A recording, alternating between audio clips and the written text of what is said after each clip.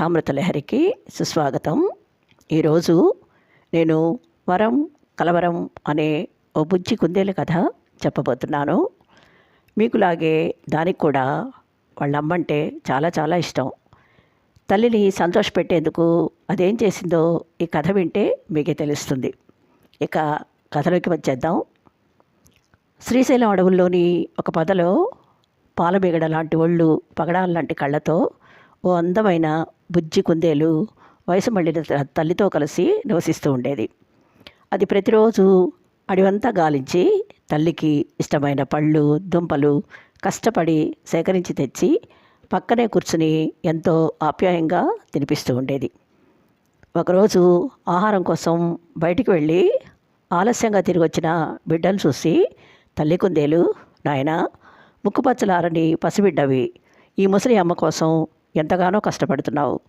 సింహం, చిరుత వంటి క్రూర మృగాలు సంచరించే ఈ అడవిలో నీకు ఏ క్షణం ఎలాంటి ఆపద వాటిల్లుతుందోనని నాకు చాలా ఆందోళనగా ఉంది. బ్రతుకుంటే బలుసాగు తినొచ్చు, నువ్వెక్కడికి వెళ్ళొద్దు, నా కళ్ళ ముందే ఉండమని బ్రతిమాలింది.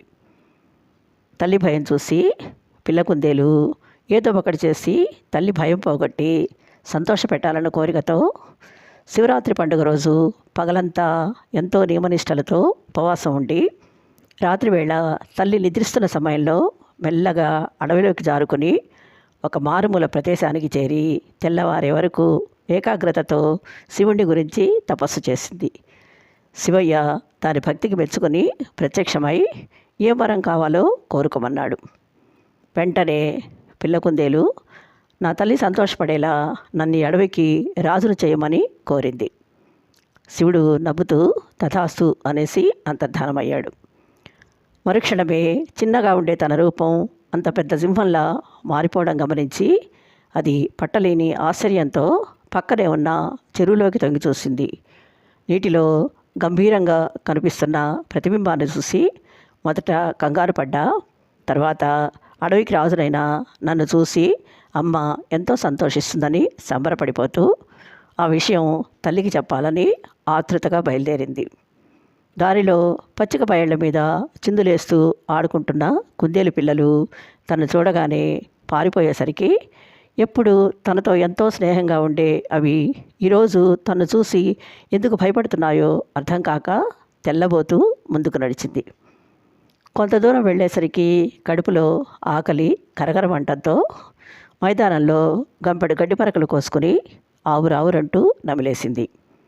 అయినా ఆకలి తీరినట్లు అనిపించక అర్ధాకలితోనే తల్లిని చూడాలని ఆరాటపడుతూ ఒక్క పరుగున పొద దగ్గరికి వచ్చింది. కానీ సింహం రూపంలో ఉన్న బిడ్డను గుర్తించలేని ముసలి కుందేలు దాన్ని చూడగానే ప్రాణభయంతో ఒక్క పరుగున చెట్టుచాటుకెళ్ళి దాక్కుంది.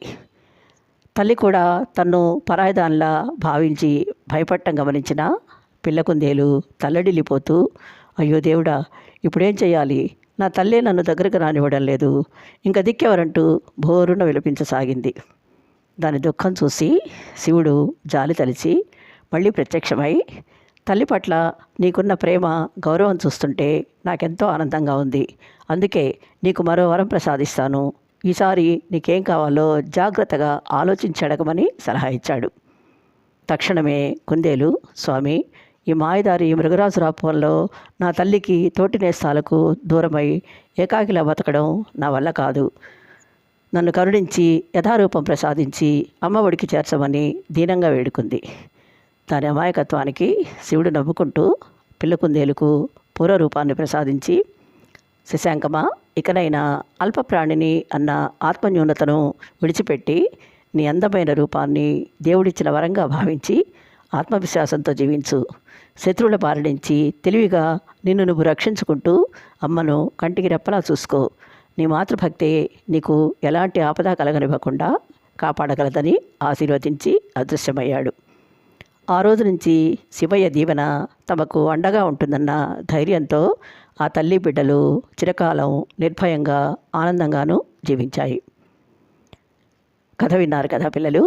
ఈ కథలో నీతిని అర్థం చేసుకుని ఇకనైనా మీ స్నేహితులు మీకంటే పొడుగ్గా ఉన్నారనో అందంగా ఉన్నారనో వాళ్ళతో పోల్చుకుని బాధపడటం మానేసి మీరులాగే ఉండండి. మిమ్మల్ని మీరే ప్రేమించుకుంటూ జీవించడం నేర్చుకోండి. ఆ ఆత్మవిశ్వాసమే పెద్దయ్యాక మీ భవిష్యత్తును అందంగా తీర్చిదిద్ది ఉన్నత శిఖరాలకు చేరుస్తుందన్న విషయం బాగా గుర్తుపెట్టుకోండి. మరో మంచి కథతో మేము ముందుంటాను. బాయ్.